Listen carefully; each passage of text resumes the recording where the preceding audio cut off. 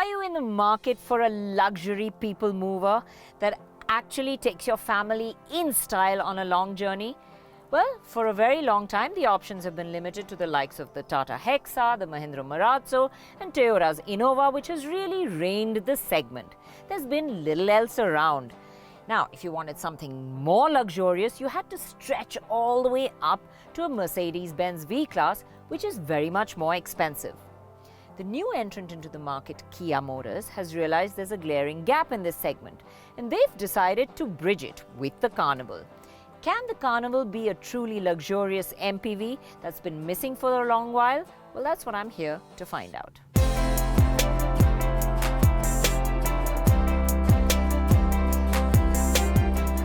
Let's begin with the way it looks. The Carnival is over 5 meters long, which makes it a whole lot longer than an Innova and almost as long as the Mercedes V-Class. It's wider than both of them, but not quite as tall as the Innova. It looks pretty massive from the outside. The front end gets the trademark tiger nose grille with wraparound LED lamps that are inset into cavities that extend from the base of the grille, which gives it a wide stance. And there's an adequate amount of chrome that surrounds the grille and the ice cube fog lamps. The side is characterized by a strong line that runs from the headlamp all the way to the back, and the large window areas look like they're wrapped all the way around to the rear, with the D-pillar being blackened out. The rear itself ends in a pretty upright tailgate with a chrome bar that runs right across.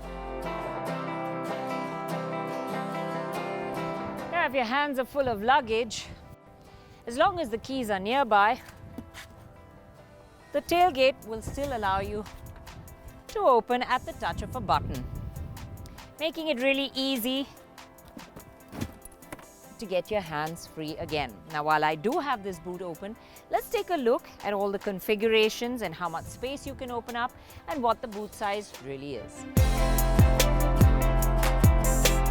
With all 3 rows up, it has a reasonably large 540-litre boot, which can expand to a massive 2,759 litres depending on the variant. The 3rd row has a smart manual mechanism that folds it flat into the floor, maximizing the space available for luggage. But let's get all the seats back again and see how spacious it really is on the inside. We have on test with us the top-end limousine variant with the VIP seats in a 7-seater configuration.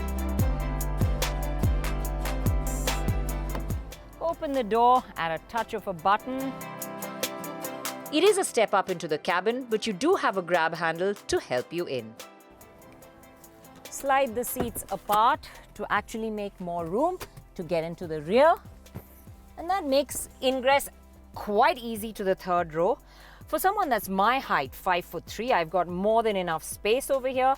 I've got a lot of leg room. I can stretch my feet out a bit. The seat reclines as well, so I can make myself quite comfortable. It is still a bit of a knees up position, and it's best for smaller people, though I think a taller person would also fit in here, and we will get Nikhil to come in and make him try out the seats as well for you to see what a 6-footer would fit like in at the back. But for the moment, I do have cup holders, I do have the charging port, I have sun blinds here in the 3rd row as well, the AC vents. So yeah, people my height could fit in for a long journey here. Let's get to the middle row and see how that feels. Well, shutting the door is pretty easy. It's at the touch of a button. Once again, comfort features for me. There's an air purifier, there's a charging port for a USB. There is also the plug point, the 221 for a laptop or something like that. I do have cup holders, and in this top-end limousine variant, I do have the screens as well. The climate control is also over here for the middle row and 3rd row. I can adjust temperature, I can adjust blower, and I can adjust the mode as to where I want the airflow to go. The seats themselves have a range of movements as well. You can get really comfortable in this middle row. I can move forward to make more room for the back row. I can move all the way back, so a large range of movement over here. So say there isn't a 3rd row passenger, let's see how comfortable I can really get. Put my feet up in these seats, recline myself, and yes, this is luxury traveling. With the wide variety and range of adjustments available for the seats, it is possible to optimize the space for all rows of passengers to make them comfortable enough. Now, while I may be 5 foot 3 inches, we did put Nikhil in all the seats as well, and there was enough room for a 6-footer too.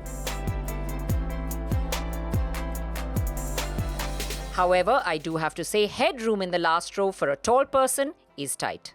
Now, you can get quite comfortable in the middle row, but if you do want to fully stretch in the VIP seat, then it is really only possible behind the passenger seat, and that too with it fully pulled and folded forward. Let's also take a look at all the seat variants that you can have. The 9-seater variant has 2 rows of captain seats behind the first row and then a bench for the third. There is a wide range of motion for the seats on the rails and you can make adjustments. But still, the 4th row here is a squeeze and you do sit knees up. You also sit right up against the rear windscreen in the last row and the headroom is quite tight. The seat itself is quite upright, so it's really best for kids. In fact, in all the rows, you do sit a little knees up and under-thigh support is also a little short. But with more space to stretch your legs, it is easier to get comfortable in the captain seats, even for a 6-footer like Nikhil. You can also fold away the rear row and adjust the seats to make more room for luggage. But I think this variant is only to be considered if you have a super large family or for commercial use.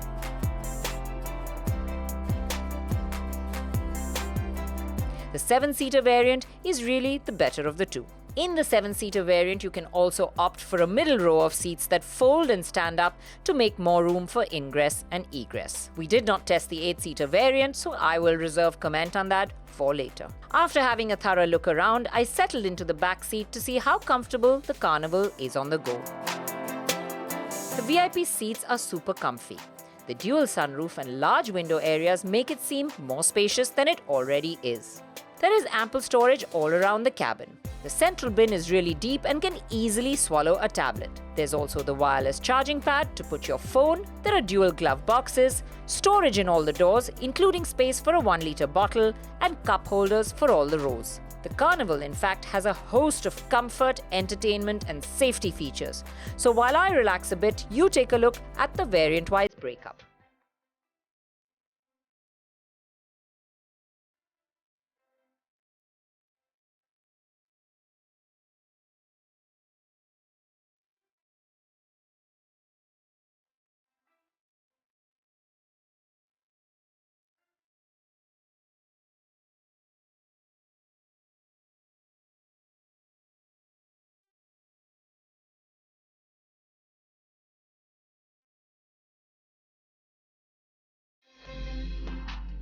Now, another cool feature with the Kia Carnival is when you do have the Yuvo Connect app with your phone, you can also use it via the smartwatch. So, let's take a look at all the things that I can do. It doesn't have all the features, but it does have some of them.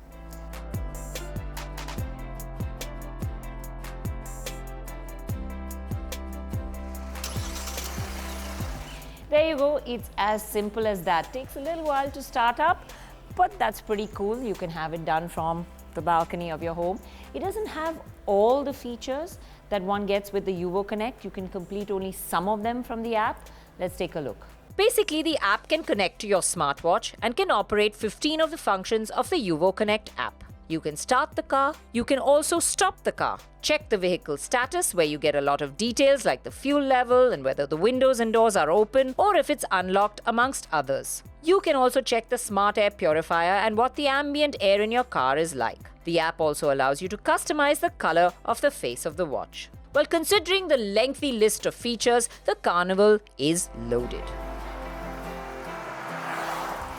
Now, while having space and features matters in the backseat, ride quality matters a lot as well, because you've got to be comfortable on those long journeys, right? So let's start with the low-speed ride. It's nice and pliant. It rounds off the bumps and edges really nicely, so you will be comfortable when you're in the city limits. And as you pick up the pace, like I'm doing now, out on a more open stretch of road, it's very flat, it's composed, so you will be comfortable as well.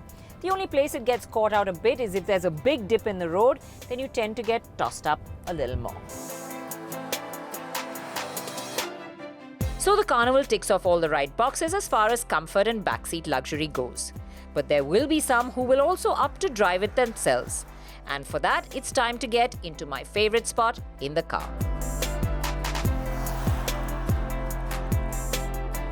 when you do want to get behind the wheel, once you're here, you'll find visibility is really good. I have a lot of range of adjustment, so I can get nice and high. The windscreen is large, so I can see through. The A-pillar has that little bit of a window there so that you can see through it at corners as well. And the other thing is that it doesn't feel quite as large as it looks from the outside. It feels quite light on its feet, maneuverable, and easy enough to drive.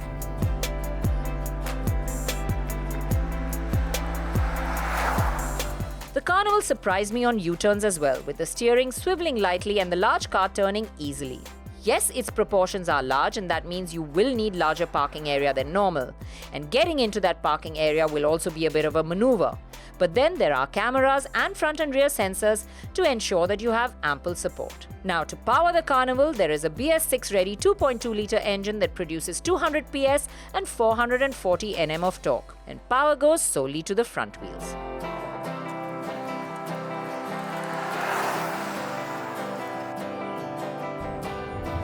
The engine is smooth, it's refined, and as you can see, it gets up to speed really easily. I'm already up to the 80 mark where you heard that warning sound. So it's pretty effortless to drive. It gathers speed quite easily. There's enough power and performance. I think whether you're cutting through city traffic or whether you're on the highway, this is going to make driving pretty effortless. The only time you notice that the gearbox is a bit slow to react is if you storm down on the accelerator for a sudden burst of immediate power. Otherwise, if you cruise along and are gentle with the throttle, overtakes come easily enough. We even took the Carnival into a quarry to check how it would go over some of the rougher roads, and it fared pretty well without bottoming out. But we will also have to see how it fares fully loaded. Now do note the Carnival uses a monocoque construction while the Innova uses a more hardy body-on-frame arrangement.